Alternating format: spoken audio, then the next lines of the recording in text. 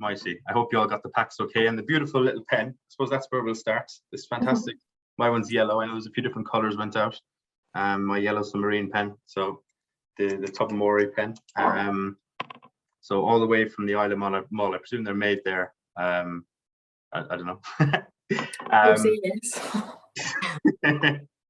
They're in there's somewhere off the side of the warehouse. There's some little kids putting together these pens. So okay, I think we got 2 more people entering from the waiting room, and then we will start. And anyone else who is late, they'll just have to watch it back on the recording. Marvelous. So, well, listen, everyone, we're going to formally start now. So thank you for joining. For those of you who don't know, my name's Luke. I'm the W Club manager here at the whiskey shop. Started in January, so this is my 4th tasting. So starting to get the hang of it. We got a comment in there in the chat saying hello from Cornwall. So I'm actually coming from Glasgow at the moment. And we got Rick says shout out from Boston. So we got Cornwall and Boston in the house. So great to hear from you. But I'm sure you didn't come to hear from me. We came to hear from the wonderful Cara and Julianne. So I don't know which one of you wants to go first, guys, and introduce yourself. Cara, you're the distillery manager at Tobermory, am I right? Yeah, marvelous. So do you want to tell everyone about yourself before we start? Of course. So I am fairly young in the game, as people like to point out. I have recently became the youngest distillery manager in Scotland. So I was appointed in about October last year. And before that, I was in Islay at Bunnahabhain. And before that, I was actually in Ireland. So I've essentially just done a really rainy island hop. Oh, marvelous. It's warmer in Ireland, though. Oh, well, I beg to differ. But yeah, that's me. Marvelous. And Julianne, do you want to tell us about yourself? Yes, so I'm Julianne Fernandez. I'm the master blender for Distill International. So I look after all of our single malts. So that covers our 3 distilleries, Tobermory, Bunnahabhain and Deanston. And I also look after our blends, Scottish Leader and Black Bottle, and of course our wonderful Tobermory gin. So a bit like Cara, people like to point out that I'm quite young as well. But I can assure you, we do both come with bags of knowledge. So if you do have any questions for us, feel free to ask. We're happy to answer everything. So yeah, my career's always been kind of background in analytical chemistry and then into the blending side of things, and was promoted to Master Blender in 2019. And I recently won the Icons of Whiskey Master Blender of the Year. So yeah, I think you're in good hands tonight, or I hope you are. No, definitely, we know you are. And just to point out, I am actually isolating just now, and that's why my voice sounds a little bit funny. So if at any point my voice completely goes, my plan is to just throw Cara in at the deep end and get her to take over the rest of the tasting. So yeah, don't think I'm being rude if I all of a sudden stop talking. I will absolutely do my best. And look, just mentioned there that we've got people from kind of all over the world on here tonight. I am very aware that, especially myself, not so much Cara, has quite a strong Glasgow accent. So if at any point I'm talking about something and you think I do not have a clue what she is talking about, or you can't understand me, please just shout. I will not be offended, and I will try to just slow it down and speak a little bit clearer. Could you say that again, Julianne? Sorry. No. Well, I'm glad I actually would never have considered your age at all, but I'm glad you said it at the start, because if I had opened with that, it would have been a whole different vibe to the tasting. We probably would have had something to say. I'm here with these 2 young women. So marvelous. Well, obviously we want to learn about the distillery, and both the brands will be tasting tonight. But before we do that, do you want to give us an idea of what order you want to go in tonight, so that people can prepare the drams at home? Yeah, absolutely. So we're obviously going to start off going from our unpeated right through to our peated. So we're going to kick off with Tobermory 12, and then that'll take us nicely on to our new launch, which is Tobermory 24. From that, we'll follow on into Ledaig Sinclair series, which is our non-age statement, and the first of our peated whiskies. And then we'll go Ledaig 10 and finish off nicely with Ledaig 18-year-old. So yeah, obviously you guys that have attended hundreds of tastings, I'm sure, and tasted hundreds of whiskies. So I'm always keen to hear your feedback, your constructive criticism, what you love and what you don't love. As I said, I am absolutely not easily offended. So please feel free to pass comment. And what I like to say as well is obviously tasting notes are completely subjective. So what I've written might not be what you get, and that's fine. I love hearing the notes that you get. So as I said, please feel free to chip in with any comments that you may have. Yeah, that is a really crucial point that I always forget to mention at the start of the tastings. But yeah, please do. We want this tasting is about you guys who are joining us to go through these whiskies as well. So please don't be shy in the chat. As any of you who've joined us in the last few tastings will know that we love to hear from your comments, both your tasting notes and your questions. Marvelous. So will we get the 24 or the 12 port and give it a try? Yeah, so please pour the 12, stick your nose in, have a good nose of it, have a little taste, and enjoy it as I just very briefly start on a kind of introduction to Tobermory Distillery. So Tobermory was established in 1798 and is the Isle of Mull's only whisky distillery. It's also one of the oldest commercial distilleries in Scotland, and sits in a vibrant island community from which it takes its name. Sadly, Tobermory's past is as colourful as the town's seafront. So anybody who has children or grandchildren will probably know the colourful seafront that I'm referring to, that was obviously made famous by the wonderful children's show Balamory, and is one of the reasons we are fortunate to get lots of visitors to the island, is because people want to see the colourful houses of Balamory. So yeah, as I said, it's as colourful as these houses. It's had a really kind of checkered story, checkered past marked with closures, financial troubles, and more than one occasion it has really threatened the existence of Tobermory Distillery. But we're obviously fortunate to say that with creativity and dedication, we've endured its troubles. So it did close down again in 2019. And that's when we really took a bit of time to kind of step back and look at our core range. So we originally had Tobermory 10-year-old that a lot of you probably know and a lot of you have probably tasted. And don't get me wrong, it was an absolutely wonderful whiskey. It was a wonderful dram, but I just personally felt that there was something missing. So for me, it just needed something a little bit extra. So that obviously takes us to Tobermory 12-year-old.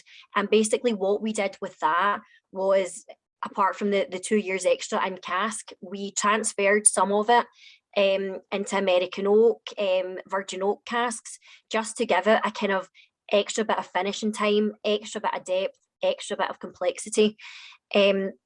So how Tobermory is produced is obviously Cara's main focus. So I'm just going to hand you over to her while you're nosing this, and she can kind of talk you through how we produce Tobermory spirit at the distillery. Absolutely. So Tobermory, we've actually, myself, Julianne and Brendan, our master distiller, kind of collectively decided that we're really going to focus on Ledaig production, because, I mean, our brand is young, fiery, colourful. So, you know, by producing lots of this really fiery peaty spirit, we're able to refine Tobermory. So Julianne is an amazing blender, and her nose just knows that Tobermory is meant to be more mature. It's just meant to have that extra time in cask. So with production, we've dramatically reduced it to a little less than 30% of our total production. It's a maximum amount of time as possible in the washbacks for fermentation. So it's got a really fruity note before it's even been introduced to the stills. So Tobermory, it's super fruity. We're really trying to drive that and for it to have that in the front and foremost. When you open up the washback, you can smell dried pineapple and green apple, and it's just so fruity just from that fermentation. And then it goes to our kind of lovely stills. We've got two sets. We've got a wash still and a spirit still, 1 and 2. And our still necks are really, really wiggly, for lack of a better word. So we get a lot of that really high reflux and challenging character, I would say.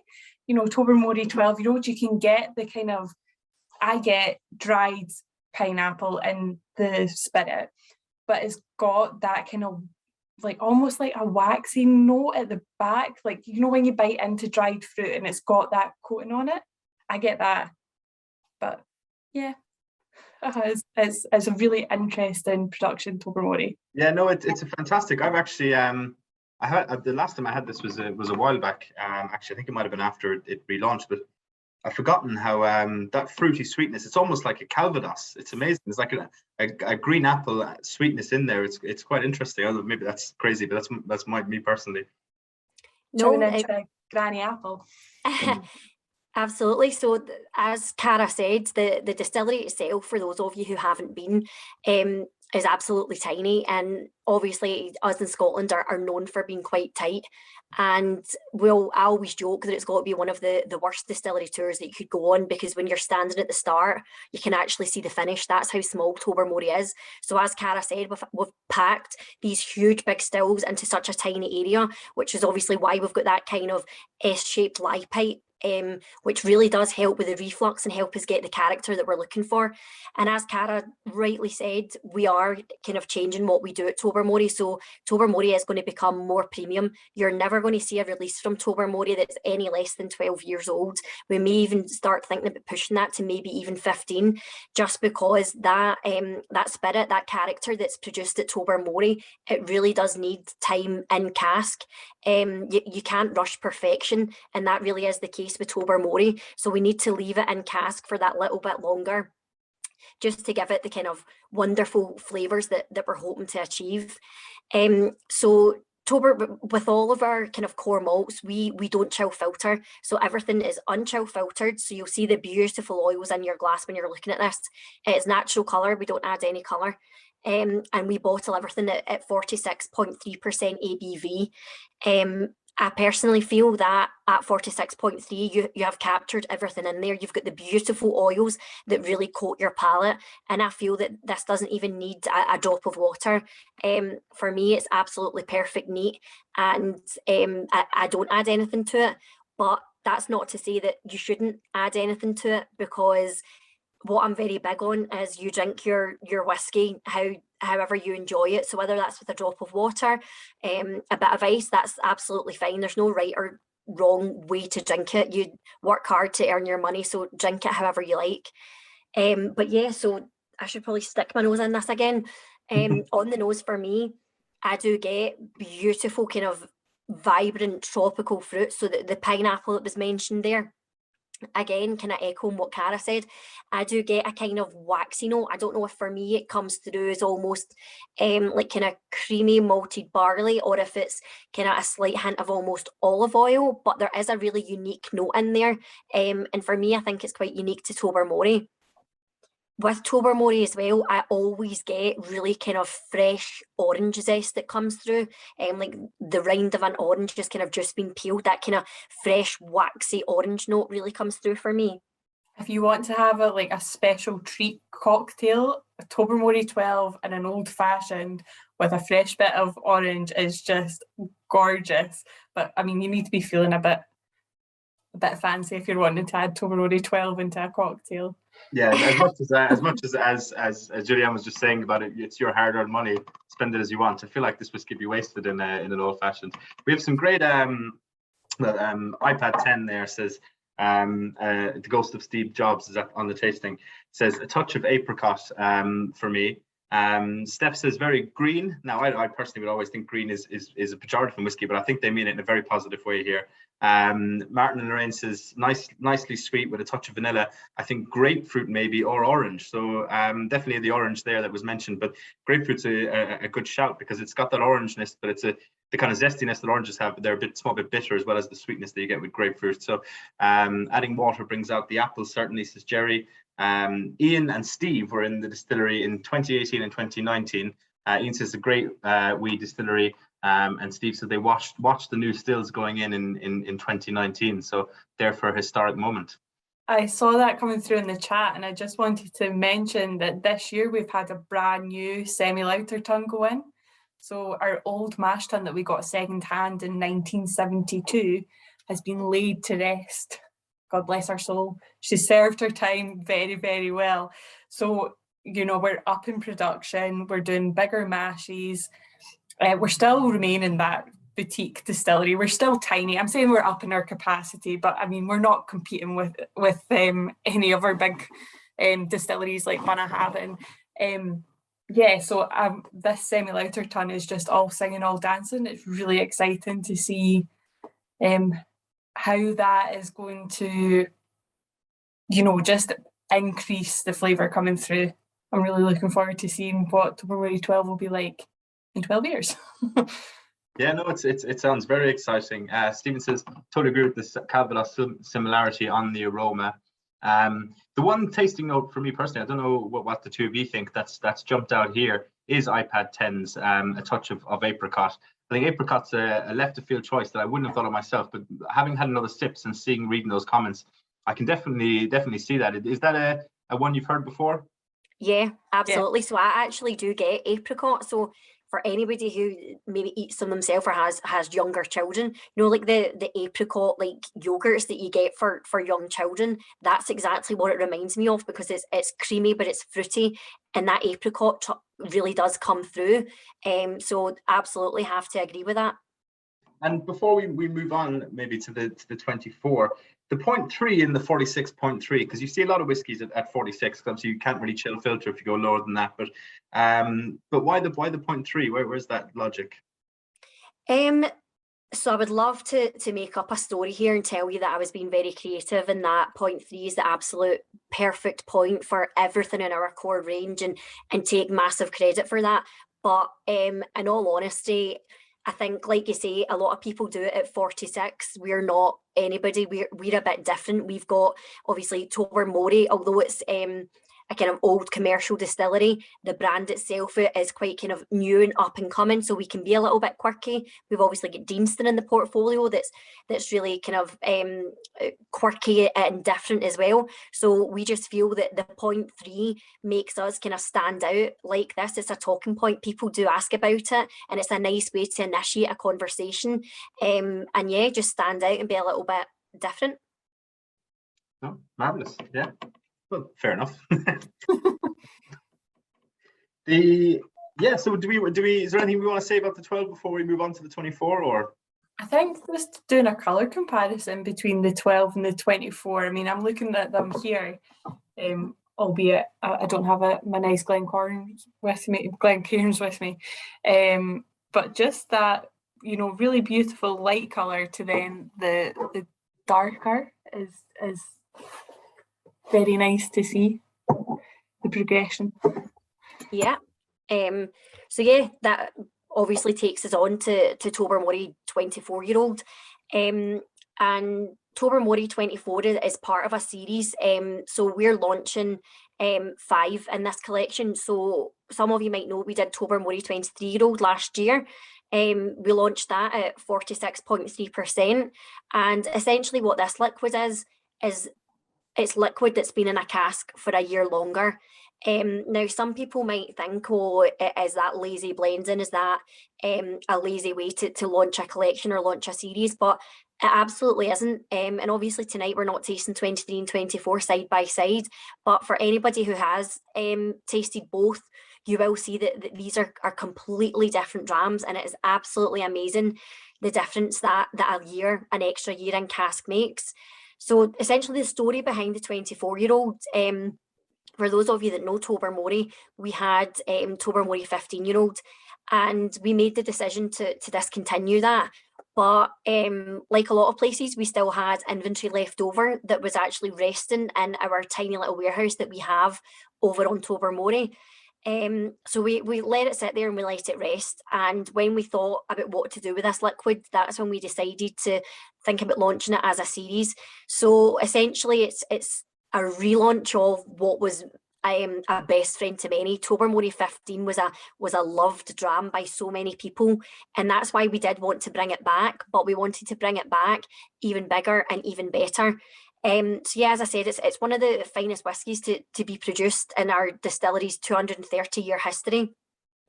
And for me, what is so special about 24-year-old is that I feel anybody who tries it is transported back to that beautiful Isle of Mull. So you've heard me talking about those lovely coloured houses, and for me, that's what's really kind of inspired this dram. So we want to do something that's bold and colourful, like these lovely houses.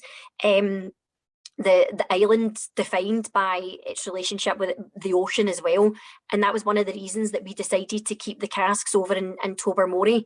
So again, a point that's, I suppose, up for debate, and people have their own opinions on this, is that I feel when whiskies matured on an island, that you get a beautiful salty influence. And for me, that's quite special about Tobermory 24, because it's one of the only whiskies that we actually do mature over on the island, because our warehouse is so tiny.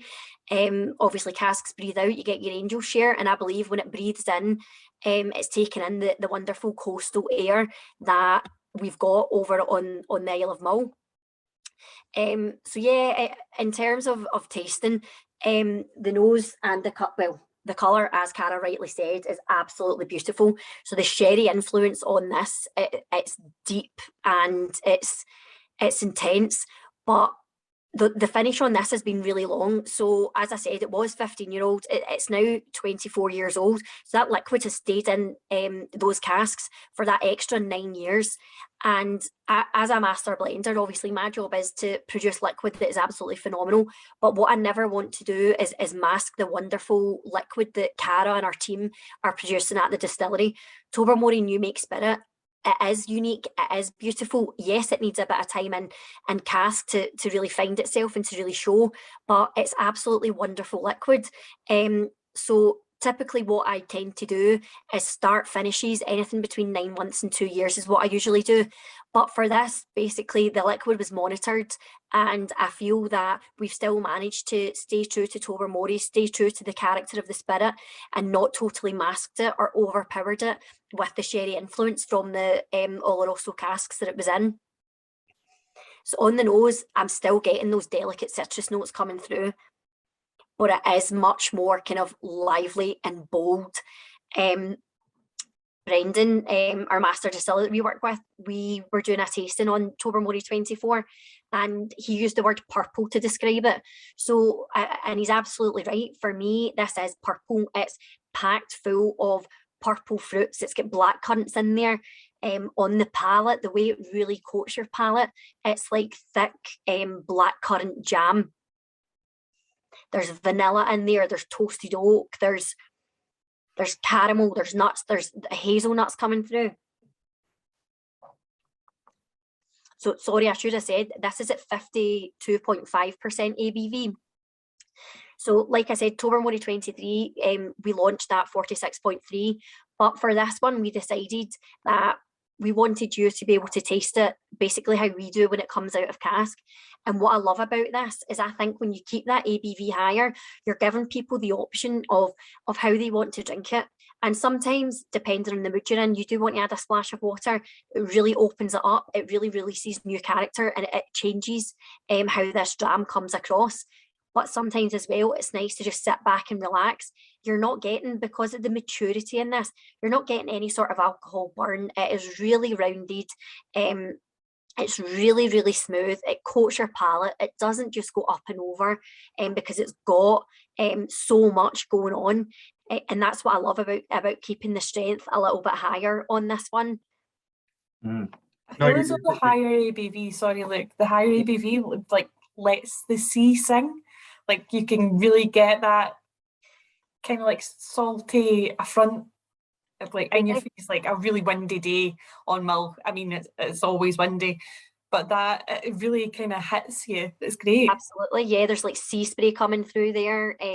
Almost I feel when you add a few drops of water, some of the kind of purple fruits that we're talking about start to dial down, and almost notes of like seaweed and like cracked black pepper. There's a lot going on in there that you can really change and open up just by adding a few drops of water. Look, I'm not sure if you agree with that.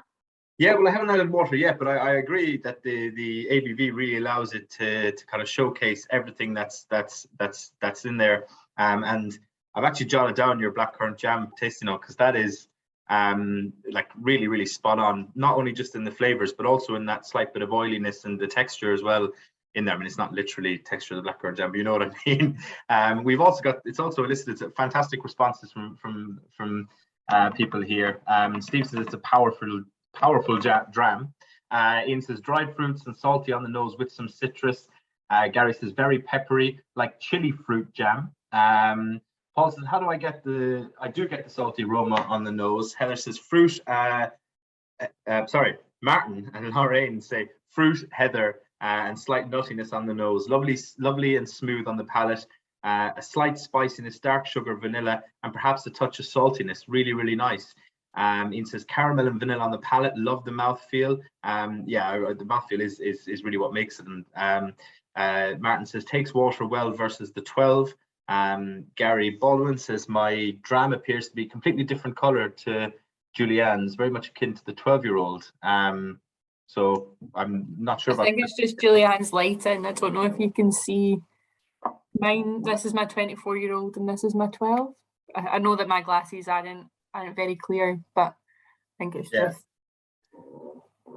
Yeah, I'm sure. Yeah, there's the lighting and that, and I'm sure we can maybe talk about it off air, Gary, if you think there might be something wrong with the pack, but they were all bottled separately, so it should definitely be the 24.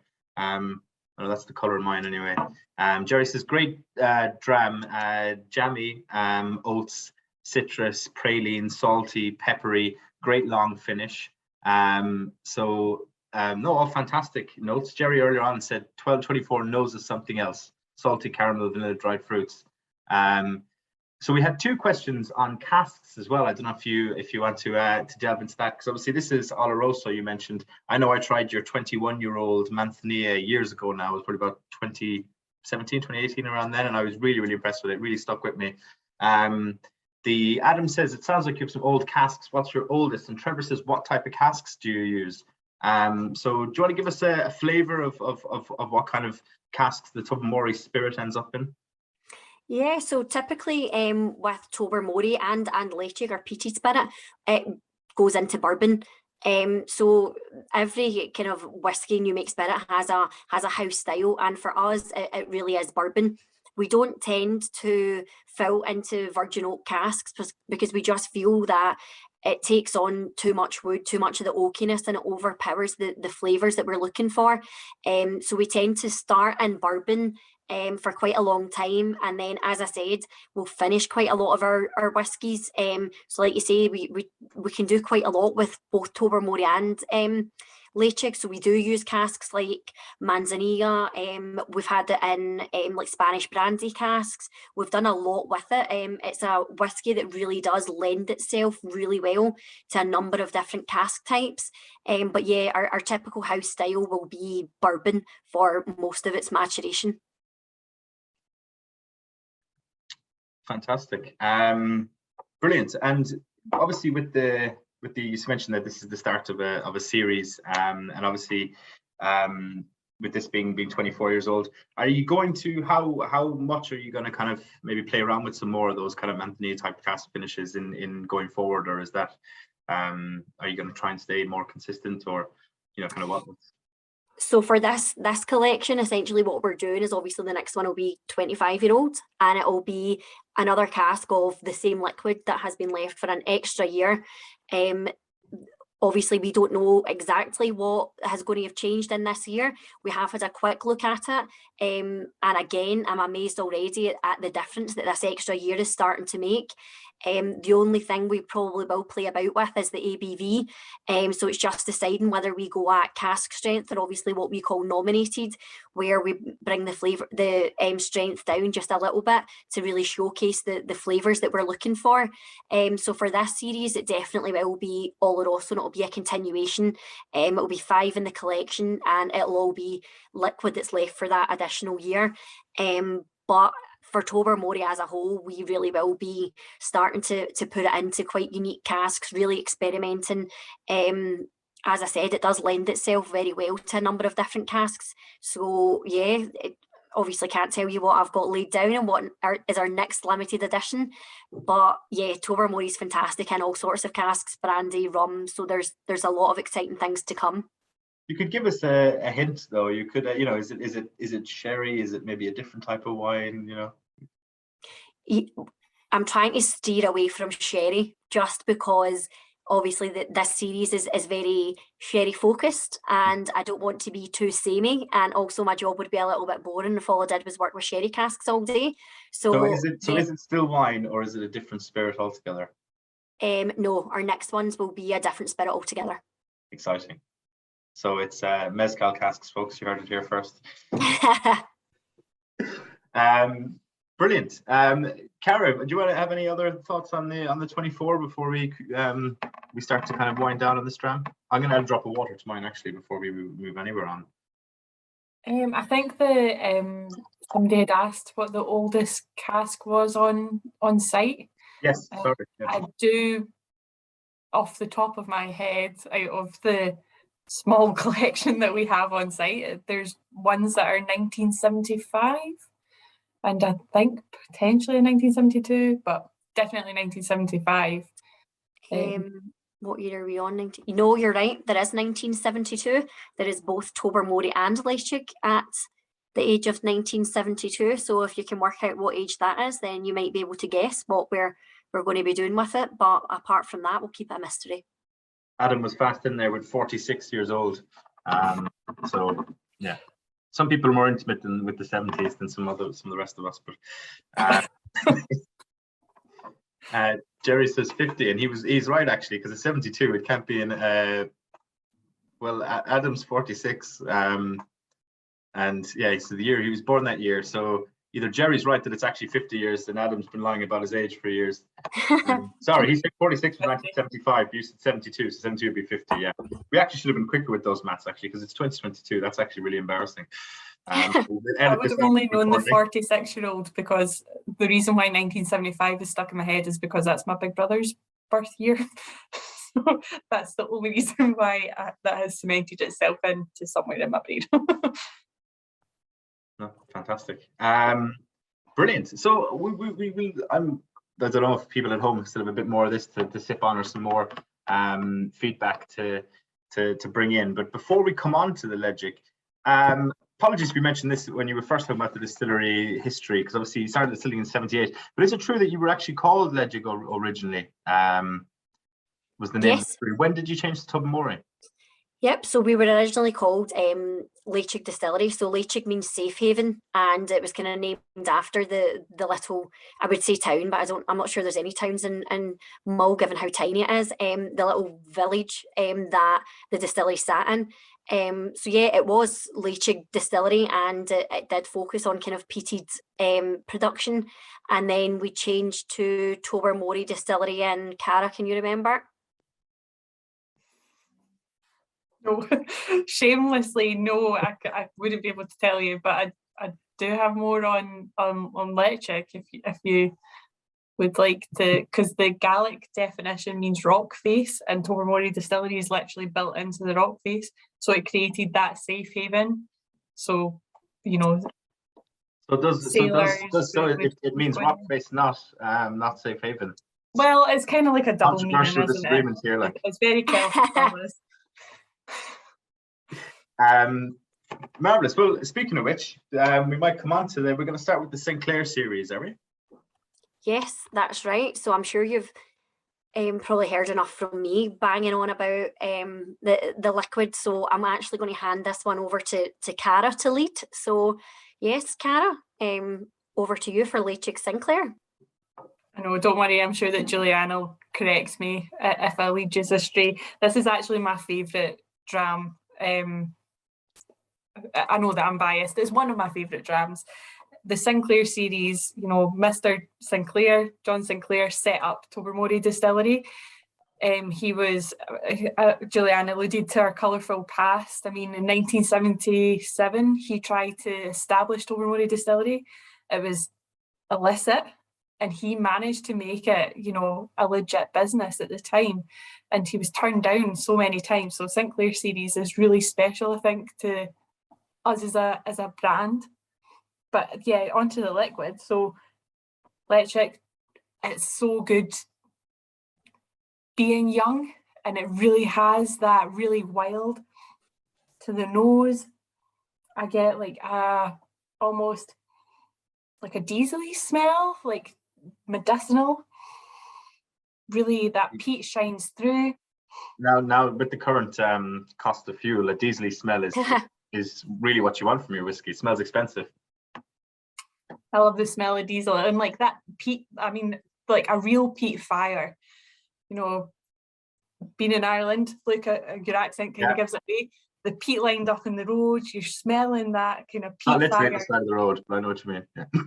Yeah, well, you don't go. just When where I else was. to rural Ireland, it's not just rows of peat on the side of the road, but yeah. Where I was. Although But it's yeah, so so that time of the year now, so. I know, get out. So yeah, really strong peat, but it's still gentle. I mean, you're still getting green fruit right at the back. I don't know, I'm getting it in the very back. The kind of apple skin is coming through, but it's peated, but it doesn't. I think you can get peated whiskies that just, you know, taste like TCP, and that's all you're getting coated around you. But that it's got so many notes to it for such a young whiskey. Well, it's not an age statement, so it's, you know, it's just, I think it's fantastic. It's got a great story. It's a very kind of like heathery smoke compared to some other peated whiskies, which are very kind of ashy and kind of almost more seaweedy, like, you know, on the nose. It's like an organic. What's the ppm on this? 40 to 45.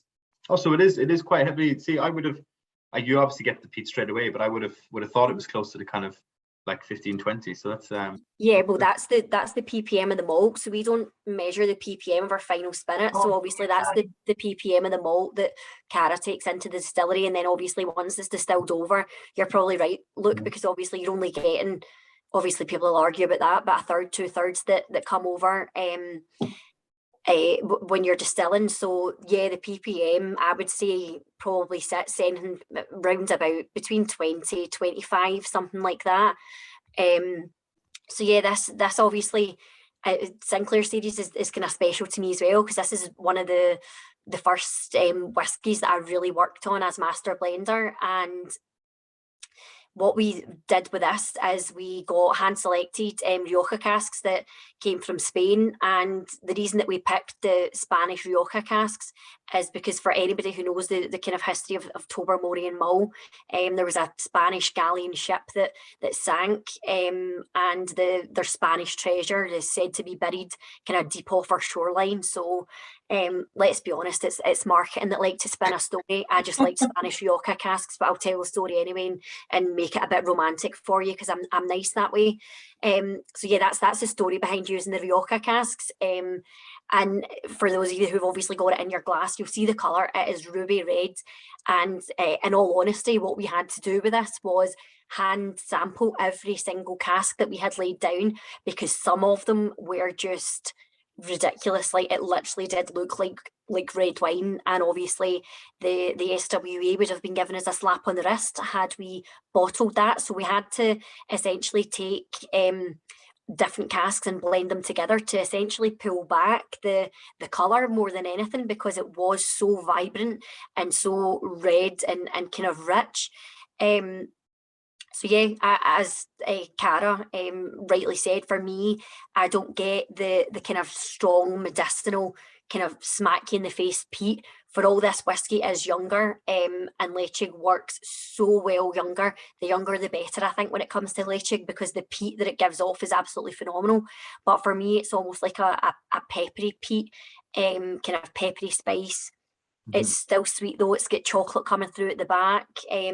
Again, with this one being at 46.3, you've still got your beautiful creamy mouthfeel. Bit of a touch. Somebody said it might be, I don't know if it was you, Cara, if it was Luke, the kind of green note still coming through. So I get it as freshly cut grass. and I get kind of freshly cut grass, and then I get a kind of spice coming through. And then right at the back, that kind of lingering kind of sea spray that we've mentioned again, that we obviously got in the 24-year-old. So yeah, I think this is a wonderful whiskey. And just to touch on the subject very quickly about non-age statements, because it's something that I bang on about quite a lot, is that times are changing, absolutely, but there still is some kind of snobbery in the whiskey industry about age statements and people that will only drink something that's got a big 12 or 18 on the front. But as a master blender, what I really want people to understand is how much work goes into a non-age statement. So you're taking different whiskies at different ages that are from different cask types and blending them together to find a balance and keep it consistent. And keeping this consistent batch to batch, it actually is really, really difficult. So as much as making an excellent 12 or 18-year-old is difficult, a non-age statement really does require a lot of work, a lot of nosing, and a lot of time goes into it to make sure that the blend is perfect every single time. I think sorry, look. Go on, Karen. Just because Julianne, you mentioned about the greens still coming through. I think that's really interesting, because just from a production point of view, we totally reduce the time that it ferments for electric production, and the time in the stills therefore is a lot quicker. So you wouldn't expect, just from a production point of view, the fruit being able to carry forward and compete with the ppm that we've got at the start of the malt. I think that's really interesting for me. Been my whiskey, but no, it's a really, I must say, I'm really not just saying this because I've often spoken my mind on tastings, but I really think this is an exceptional dram for I'm not sure if it's an error on the website, but 34 quid for this, and you're getting 15% off that with a code that I'm going to give you at the end of the tasting. So you're getting it for cheapest chips for what it is, which is quite complex. It's got a really interesting nose. I love how tannic it is. When you're on the gums, you really feel it. It's really, really good. I'm just going to come to some of the fantastic comments we've gotten in there. Dan and Andy have one of the comments of the night for me with chorizo on the nose, which I think is good. So my favorite peated whiskies have that kind of smoky bacon, smoked meat kind of flavor nose to them. Dave says more successful than the other Sinclair, the Sinclair C5. I don't get that reference. Sorry. Paul Wright says, I get orange on the nose, almost like Cointreau. That's really interesting. Martin and Rain say, on the nose I get peat, but not overpowering. Green apple, sweet. So obviously, what we've touched on there about the peat not being too dominant. Katrina Davis says, peated chocolate for me, delicious. Jerry says, nose is great, papaya, mango, pineapple, melon, spice, cinnamon. Adam says, Adam's question we'll come back to in a second when I've just read out a few more of the tasting notes, because it's about how long it was in Rioja. Jerry says, superb blush color, does give you TCP on the nose, not huge on the peat. Paul Wright, I presume he means he's not huge on the peat rather than the whiskey's not huge on the peat, or maybe he means the other way around. Paul Wright says, agree with the peppery spice. I don't get strong peat. I'm used to more ashy peat tastes, and this feels nice and mild. So Paul's on similar to what I was saying earlier on. Dave said, I'm very happy with this and other non-age statement whiskies, and he says it's a very unique smell for me. Is there a reason for that? Which is one we might come back to in a second then. Ian says, I get strong brine on the nose of the Sinclair. Steve says, I'm too young to get the Sinclair C5 test. Kirsty has sent a Wikipedia link. So if you wanted to answer the question about why it's got a unique smell and why it's how long it was in the Rioja cask for, and I'm going to read about the Sinclair C5. Yeah, so originally this whiskey started its journey in bourbon casks. As I said, that's their kind of traditional house style, and then it was transferred into the Rioja casks, and it finishes for 2 years. We just felt that the 2 years was enough to give us the flavour we were looking for, give us a nice balance and not overpower the wonderful character that Lychee already has.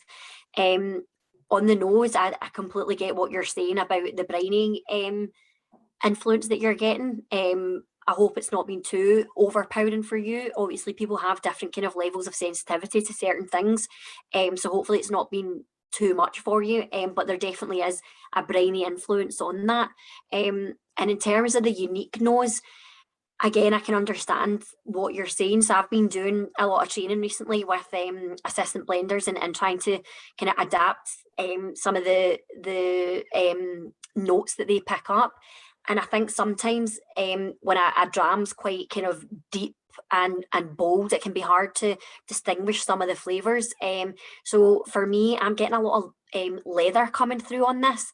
And I think sometimes when you get leather coming through on the nose, it comes across quite unique and you almost can't put your finger on exactly what it is. I don't know how many times I stuck my nose in it and says there's something in there and I don't know what it is. And I had to go back to it several times to really finish the tasting notes. So yeah, for me, I'm getting leather, like rose petals, Turkish delight, and I think because these are all quite big and bold flavours, and when you intertwine all of those characters, it is a really unique and different nose. And for me, what is special about this is that I think the nose and the palate are really, really different. And I love that when you nose a whiskey and you get all these flavours and you think that you know what to expect on the palate, and then boom, like it's completely different. And it just changes your whole perception of the dram. So yeah, sorry, I went a bit of a tangent there, but I hope it did answer your question. No, I think I hope you did, and I think you did. And if you didn't, I'm sure they'll let us know in the chat. The Sinclair C5 was some sort of electric tricycle, so just ahead of its time, I'd say, because I'm sitting here in Govan and everyone outside seems to go past an electric scooter or bike of some sort. So before we actually move on from this, a bit of housekeeping, because I forgot to let you know the prices of the Tobermory 12 and the 24.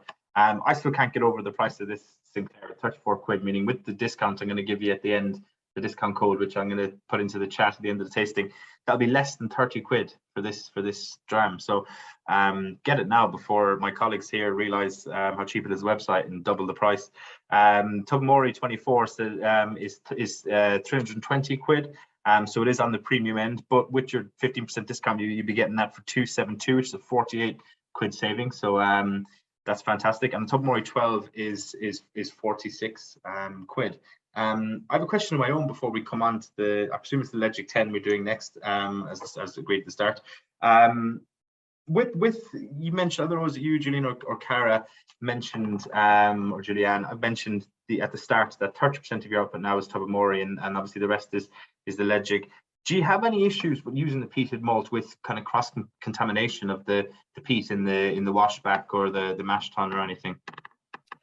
No, so previously we would go through a massive in-house clean before we ever did any transfer between peated to unpeated, so that you weren't getting that kind of transfer over. I think now I've set Julianne the kind of task of we're just going to continue and let it blend itself out of production. Controversial. So there'll be some interest in releases coming in the coming years, but I think because it's such an interest in light peat, it's not a heavy, dirty, oily puddle. It's light and it complements Tobermory really well. I think we've done the kind of usual going from unpeated to peated tasting, so that you're not got all of the peat in your mouth, but they do complement each other. If you go back with the Sinclair to your 12-year-old, you'll see the two marry each other really well. In my opinion, Julianne might be like, stop doing that. And you don't have to spend 2 days scrubbing the equipment. No, so it's like when students are like, oh, I'm letting the pan and skillet gather all the flavour, Yeah, I'll use that. I'm just letting the flavour really embed itself. No, that's very interesting. I actually was not expecting that answer. So that's really good. And when did you make that change? Was that since you opened in 2019? Was it? No, so that kind of changed to, not doing the deep cleans and the change on shift of production focus. I mean, we typically were 50-50. It's just this year. people are realising the potential of Ledaig and how amazing it is young and how amazing Tobermory is mature. So, you know, that kind of skew really drove the production. It kind of spoke for itself, really. Let's produce loads of Ledaig, keep it really young and make Tobermory premium as possible.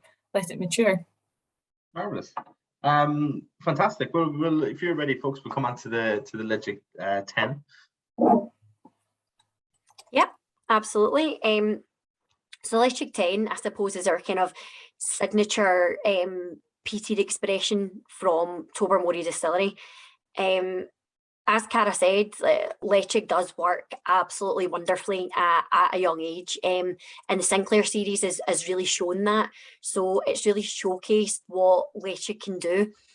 It's never going to be a peat monster. It's never going to be kind of huge, hard-hitting, overpowering peat. But that's what I love about it, and that's what I think is quite special about Ledaig 10. So Ledaig 10's spent its full life in bourbon casks. And you can kind of see that in the colour. It's a kind of bright lemony gold colour.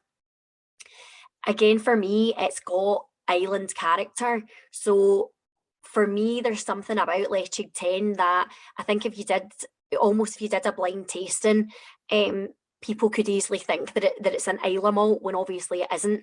So it does have those kind of rich island characters. Again, I think there's green notes that come through in this, which, as Cara said, is quite interesting given how they actually produced this. I'm getting grassy notes in there again, but for me on this one, I'm getting quite a lot of spice. So I'm getting gingerbread coming through, kind of stewed fruit syrup, and I think that ties into the mouthfeel as well. So again, 46.3 unchill filtered, so it's got that beautiful mouth coating, and for me, that mouth coating, I like to kind of compare it to something. So obviously before with the 24-year-olds, I mentioned like blackcurrant jam because it kind of coated the palate in that way. But for me, for this one, it's almost like a kind of stewed fruit syrup that's coming through, that's coating the palate. And then that kind of gives way to a beautiful oaky note. It's almost like polished oak, almost hints of like furniture polish, but in a good way. I love the smell of furniture polish, so hopefully you know what I mean by that.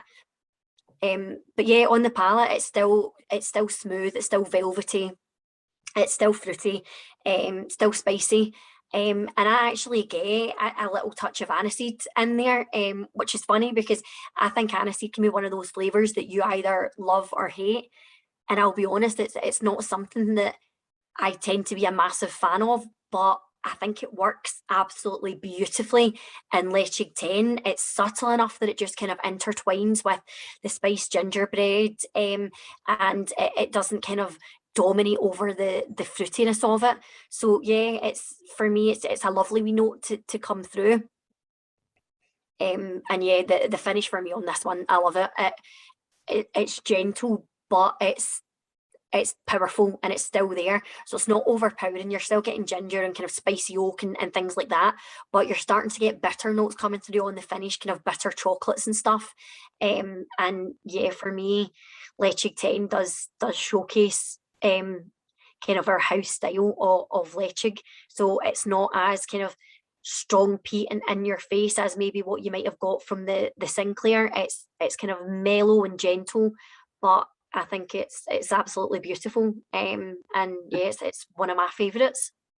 It's a bit kind of earthier and ashier than the Sinclair, as well as kind of sweeter in other aspects, and as you say, a lot of those spice green notes. It's a really interesting whiskey. How does this compare for yourself, Cara? I get beeswax, that kind of, I guess, that furniture, you know, leather polish, beeswax. I'm getting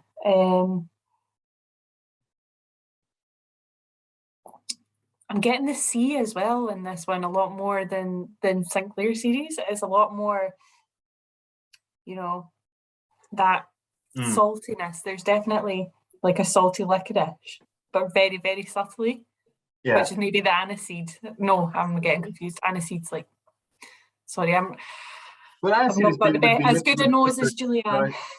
No, I can see. I totally get what you Absolutely. mean. We've got some quality comments in there. Martin says nose almost unlike whiskey, but can't put my finger on it. You just have to go like this, Martin.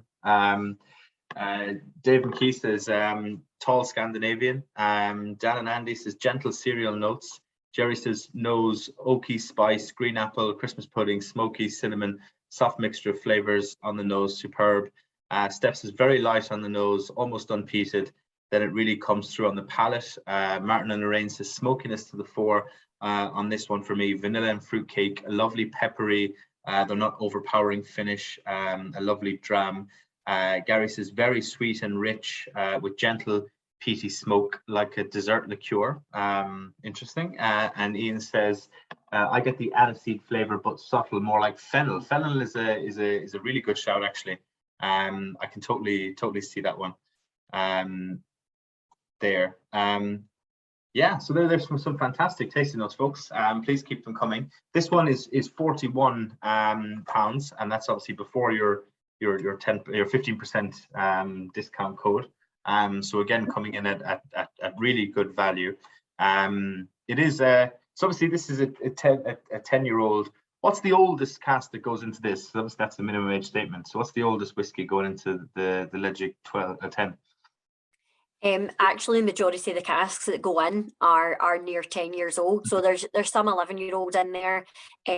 Obviously for us, we don't focus on the age as being our kind of main priority. So for us, it's about quality and consistency. And if we bring a batch in that's 10 years old and we feel that it's lacking something, then we're more than happy to start pulling in casks of 12, 13-year-old just to give it the character that it needs, so that we keep it consistent. And just a note on that fennel, I absolutely love that as a tasting note, so I will definitely be taking a note of that for future use, so thank you. That is, no, fennel is a great shout because it fits in with the kind of the greeny earthy sweetness and that kind of aniseed notes. It's a great kind of linking tasting note. It's a cracking one actually.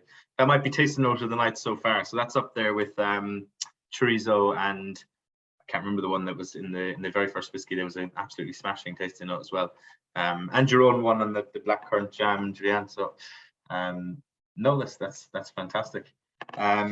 Just as we come to the end of this dram, before we move on to our last one, Cara, you mentioned you were working in Ireland before. Where were you working in Ireland? Tobermory. All right, fantastic. So. With William Grant, with the opposition, huh? With another team. When was that? Because the new distillery opened in 2014, am I right?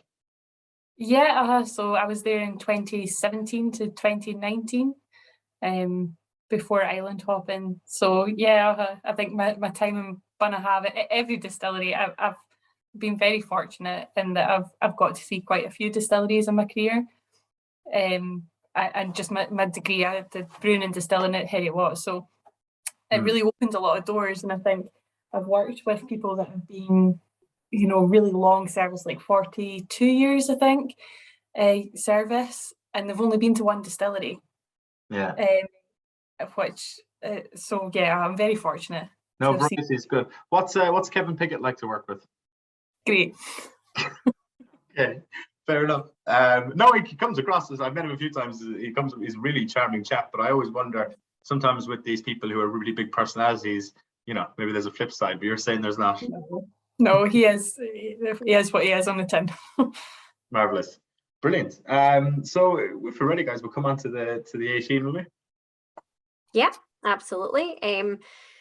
So our final dram of the night is our lovely Ledaig 18-year-old.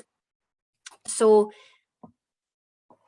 we spoke a little bit about Tobermory 15-year-old and how we used Oloroso casks in that. So for a while, as much as the house style was always filling into bourbon casks, sherry has been kind of associated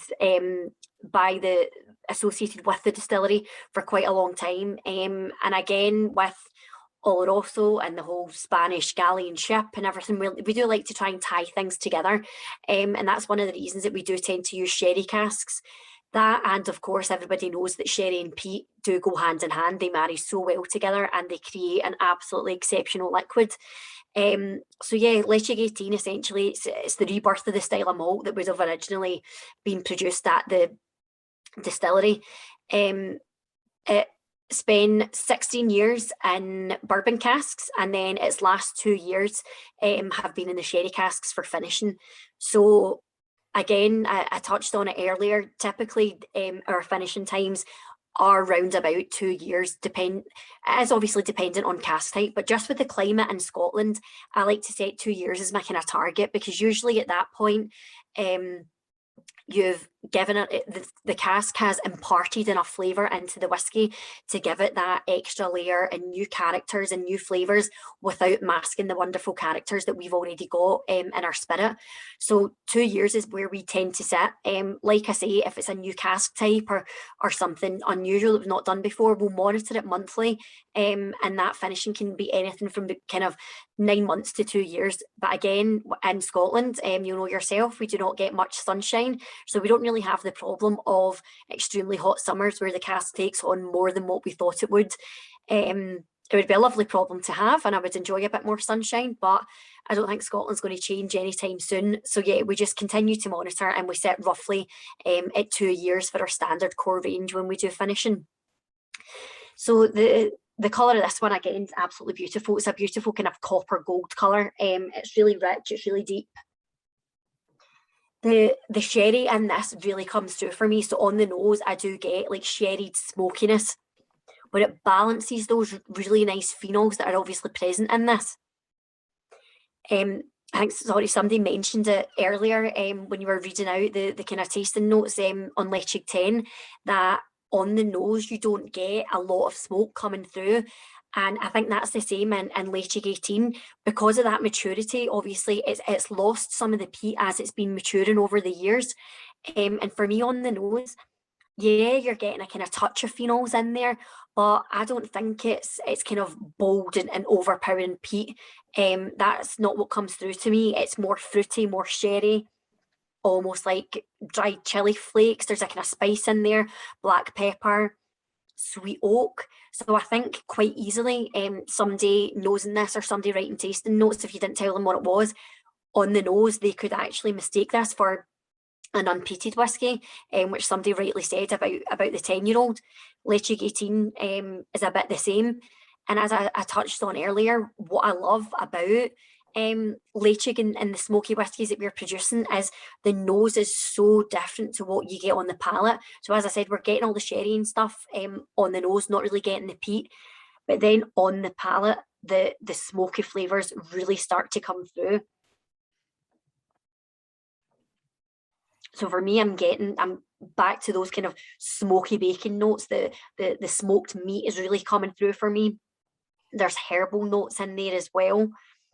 Touch of sea salt, there's tobacco, there's white pepper now. That kind of spicy black pepper's faded to a more kind of gentle white peppery note that's coming through.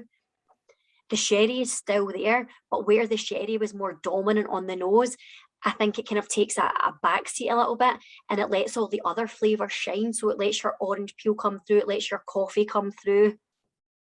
And quite a long finish on this one as well, with more smoke just continuing to come through, and again kind of hints a licorice and sea spray coming through. So yeah, again, it's a complex dram.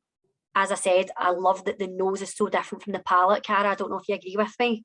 Yeah, it's totally. I get almost like a kind of combination between almost like a ginger wine or a ginger syrup, but also with the finish of a really, I know how this sounds, but like a really nice cigar, like that kind of smokiness, the way it coats your mouth, just Melba toast almost, like just, and honey. It's just gorgeous, isn't it? Mm-hmm. If we may say so. No, it's an exceptional dram, and I totally agree with Julianne about the contrast between the nose and the palate, and it's a bit like the Sinclair in the sense that it's that the tannins grip your gums, which I really like. I think that's I did like the 10, but I think I prefer that feature of both those two. You want something that you really kind of feel in the mouth that's not too kind of spicy. So no, it's exceptional. We got Gary Baldwin says, I really get the polish on this one. I nearly read that as Polish. iPad 10 says, a touch of heather on the nose. Jerry says, continues to give amazing dram, so good. David McKee says, lots of vanilla. Jerry says, any chance you might do a PX finish? And actually, that ties in with the question we had just slightly further up from Dan and Andy, who said Oloroso or PX. I can see Dan and Andy have the Ledaig 22 there, which is obviously a PX finish, so they're ahead of the game. So would you do another PX finish? Yeah, no, absolutely. Lychee has got such a wonderful character, and it pairs so well with sherry. The two of them really do go hand in hand. And because this is so popular, I like to use PX as well, just to be different, but still keep it kind of true to our house style, I suppose, where we're using kind of bourbons and sherries and things like that. So absolutely, a PX is always a kind of it's something that you know is going to work. It's a safe bet, so it's something that I can kind of hang my hat on and know is going to work. So absolutely, you will see more PX coming from Ledaig. No, fantastic. And the sherry in this, because you didn't answer the question, I'm thinking of sherry vinegar, like, you know. So which one is it? On the 18-year-old, it's 18-year-old. Oloroso. It's Oloroso, so it's all Oloroso. Oloroso. Yeah, marvelous. That cherry vinegar was a joke, obviously. You'd never do that. Paul Wright says, and the smoked bacon, now you've mentioned it. Martin and Lorraine says to me, this isn't an improvement on the 10-year-olds. Pleasant enough though. Sherry, smoke, bacon fries, I love that. Vanilla, maybe some aniseed. Richard says hint of Sambuca, so I suppose that's actually sounds left of field, but actually ties into that aniseedy kind of flavor. So it's actually that's a great tasting note. Finish for me is Dutch stroopwafel. I'm trying to picture them. I think I know what you mean, but I could be mispicturing. Are they the kind of like the flat dessert biscuit things that you get? Round ones that you're meant to put on top of your coffee. On top of your coffee, and they bend. Yeah, they soften. Yeah, brilliant. No, that's a fantastic taste note as well. Paul Wright says, I thought chocolate or caramel initially, but it does keep coming. Very nice. So, and this one is only £80. That seems remarkably cheap for an 18-year-old of this quality. Yeah, no, it's good value. Obviously, we're kind of small boutique, but we like to give kind of good value for money as well. So yeah, absolutely, for an 18-year-old, it's excellent value. And obviously with your 15% off code that you'll be giving them. 50, slow down. 50, no, it's just my accent. 15. All right, okay, well that goes back to what we were saying. Glasgow accent. So yeah, I don't know if it's either the Glasgow accent or the COVID, but yeah, 15. So I'll get emails after this being like, well, why is it only 15%?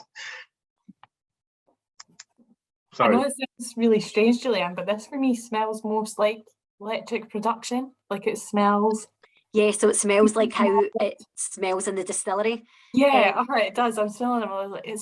It smells like production. It smells like the mash tun and you get everything, don't you?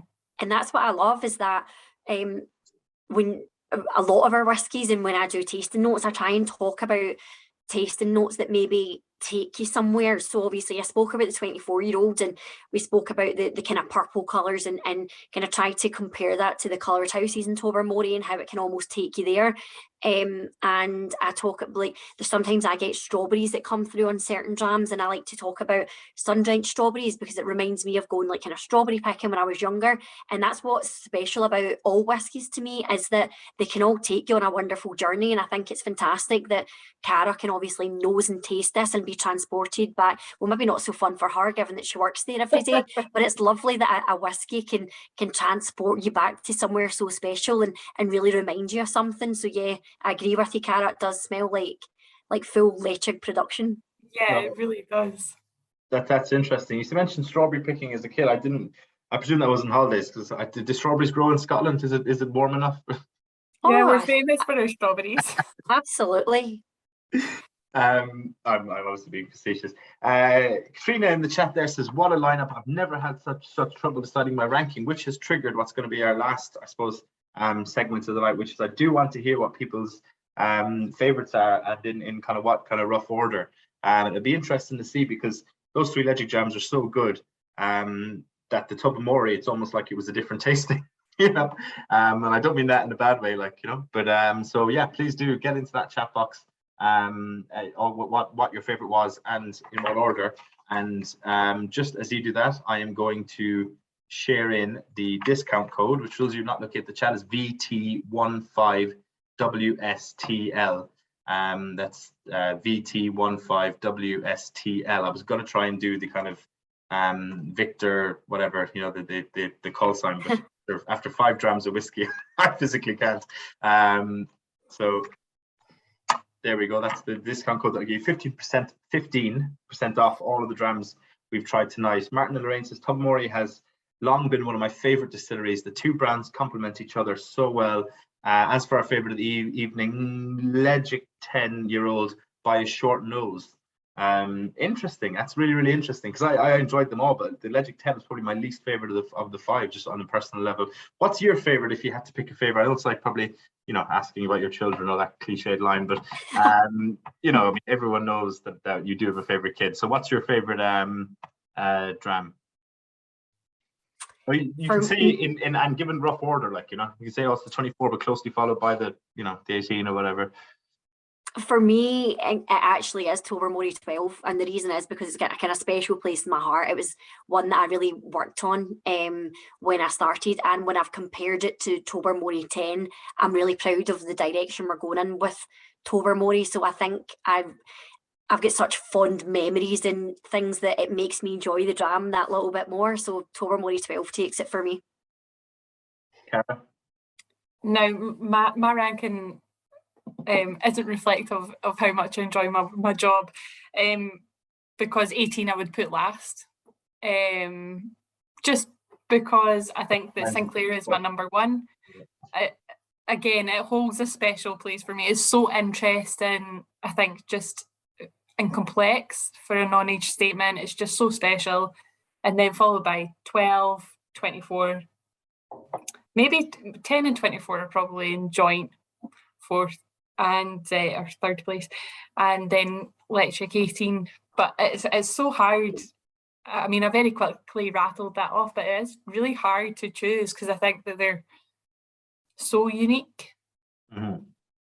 Yeah, I'm surprised. I thought you'd both go for the 24. I don't know why I thought that, but I did. We got just go to the customers. But before we actually read out some of the fantastic comments here, I'm going to go for the Sinclair because, as I think I said in a recent tasting, I actually, my favorite probably was the 24 if you're going just by blind. But I do think, as someone said in the chat, you have to come into budget, because especially when you work in the industry, you get to try so many wonderful cask samples and different things and really expensive whiskies that I could never afford myself. So when people say, what's your favorite whiskey? You have to think in, right, if I'm actually going to put my hand in my left pocket and buy a whiskey, and that Sinclair is just exceptional value for money. It must be one of the best ones I've tried in a long time in that regard. So that would be my one, although I think the 24 was the nicest tasting of the night. So that's a bit of a double-sided answer. So we have the so David McKee was first in with 24 as his favorite. Adam says depends on the budget, but 24, 10, and then 12. Dan and Andy says Tobermory 12, 5 Tobermory 12, but yeah. So Steve says, oh sorry, they're obviously, they must have put their favorites further up, have they? No, never mind. So Steve says 1 Sinclair, 2 Tobermory 24, 3 Ledaig 10. Ian says my favorite is the Tobermory 24-year-old, followed by the 10-year-old. iPad 10 says great set of drams. I'm pleased I ordered 2 tasting sets by mistake. Fantastic. Neil says Sinclair 10, then the 10-year-old, 18 Tobermory 24, and then 12. Katrina says Ledaig 18 with the 10, and then the 10 Sinclair, Tobermory 24 all a close second. They liked the Tobermory 12, which is like, yeah, look, I like you as a friend, I think, because it's not even just last, it's like, oh, and I liked it. Trevor Kim says 24, 12, and then 10. Richard says 10, 24, 12, 18. So Jerry says what a great tasting. Thanks to Cara, Julianne, and Luke. One of the best. Favorite dram, Ledaig 18. Thank you very much, Jerry. I'm glad you enjoyed it. Dave says want to be Tobermory 24, then Sinclair 18. It says Paul. I'm actually going to stop because this must be incredibly boring listening to me list them. But I can say that I reckon the 24 has won. followed probably by the 10 and then the 18, I'd say, in that order, just as a rough glance at what everyone's kind of favorite order is. So I'm surprised that Sinclair wasn't higher, although a few people have said it. Have you any feedback on what people are thinking in response to that? Anything you take away tonight and go and revolutionize the whiskey industry with? Obviously, it's lovely to hear people's feedback. Whenever I do tastings, I do like to ask what the favourite has been. Like you say, a lot of it is about budget and things like that. We want to make our whiskies accessible to people who are at any point in their whiskey journey and any point in their kind of personal life and career. So whether you're earning not a lot of money at all, or whether you're a multi-millionaire, we want to be able to have something in our portfolio that appeals to everybody. And I do think that's what's really special about Sinclair series, is that it's not very expensive. We're going to really get behind Sinclair series. As Cara said, we've obviously increased the production of Lychee. It works at a young age, so that allows us to increase the volumes of that really quickly. And I do hope more people will start to enjoy things like that. But yeah, I absolutely love the 24-year-old, don't get me wrong, but like you say, I can't afford to go out and buy a bottle of it, which is why it's not my favourite. But it's been so lovely that everyone's been able to try that tonight and that you've all really enjoyed it.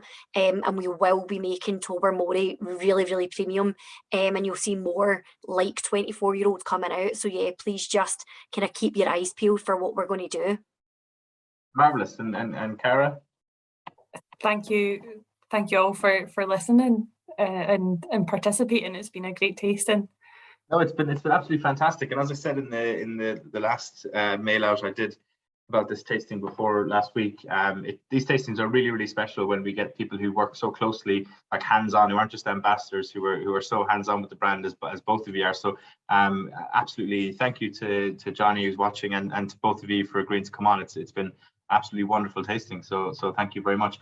Before everyone starts logging off, because I can see one person has, we have Talisker tasting that's gone live now. So since Tuesday. So if you've enjoyed tonight, I really hope you'd pick that one of those up and join us for that, which is on the 19th of May. So sorry for mentioning another brand, folks, but I had to get that plug in there.